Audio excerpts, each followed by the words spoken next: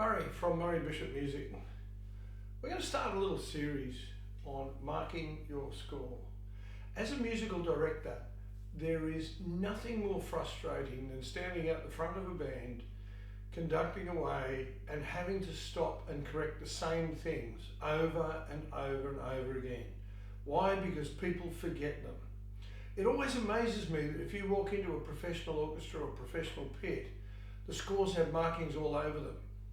Yet you walk into your local community band and for some reason they think they can remember them. The pro scores might be played every day for months and months and months. The community band meets once a week. Why don't we do it? Maybe it's because we don't know how. And what I'm going to do here is I'm going to take a score and show you how I would mark it. Now, marking does not admit defeat.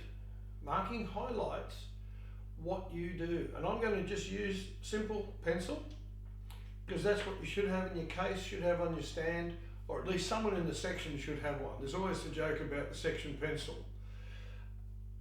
Use it. Scores are meant to be marked. Let's have a look at a score. And this one is the Phantom of the Opera, as you can see. And I'm going to read it upside down just to prove I can. This is the trumpet one part. This is not the orchestral score, this is the concert band score. Beautiful arrangement, by the way. But let's have a look at this. Is a pristine copy. You can see nothing on here.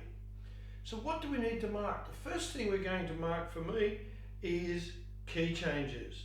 And I'm just going to rip down the side and have a look. Whoop, bar 59, there's a key change. Where does it happen? It doesn't happen, or it happens here at bar 41. So the first thing I'm going to do is put a big circle around it. Right, simple. Easy to see, but all of a sudden I don't have to think anymore, it's there. You can also write it down with write two sharps, key change, watch, look, arrows, whatever suits you.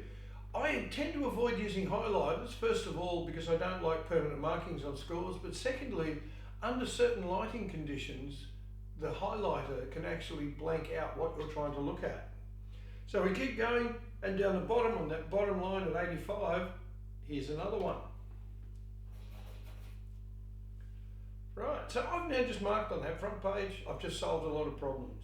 Second thing, and one of the big things with this one I find, is dynamic changes. There's some really interesting ones here, and I'm not too worried about mezzo forte forte. You can use them if you want, but I'm capable of reading those. I don't need to mark them.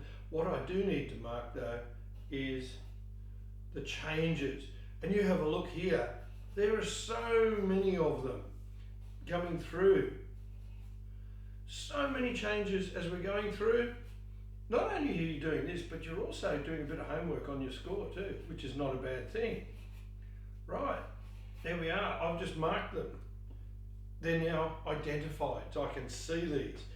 Then I might also do time signatures, but rather than circle them, because you can see we're starting to get a little bit complex, what I might do is just write, there's 4.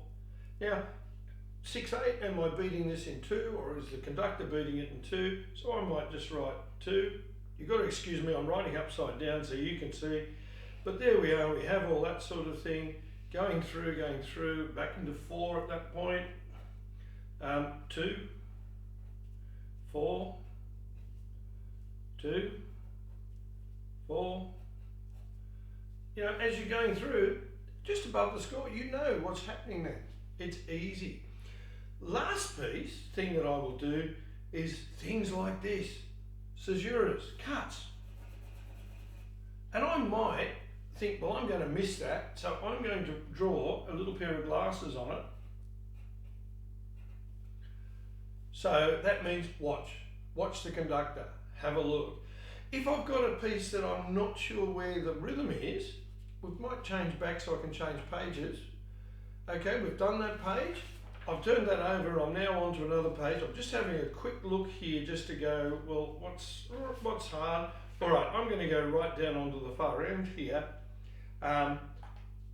There's another one now. This is in the last page. So I've done this on every page I've gone to.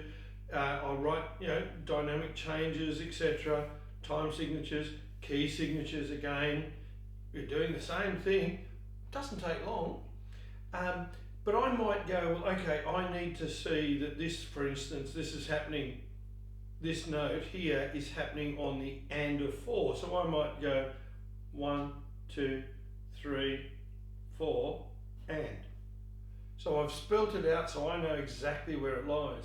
An interesting trap here, right down the bottom, and I hope it's still in shot, but you've got phrase markings. Now, my musical director in this wants those to be cut, a caesura, clean cut. So why would you not mark those down like so? There it is. It's easy to see. It's easy to play. Anything that he wants to do, if he tells you anything, mark it in. Do it at the time, you won't forget it. It doesn't matter. Professionals will tell you that no one will know if you've marked your score. Everyone will know if you haven't. It's vital. The interesting bit of trivia here, folks, the time it takes to upload this video to YouTube is greater than the time it will take you to mark your score. So why the hell aren't you doing it? Mark your scores. See you around.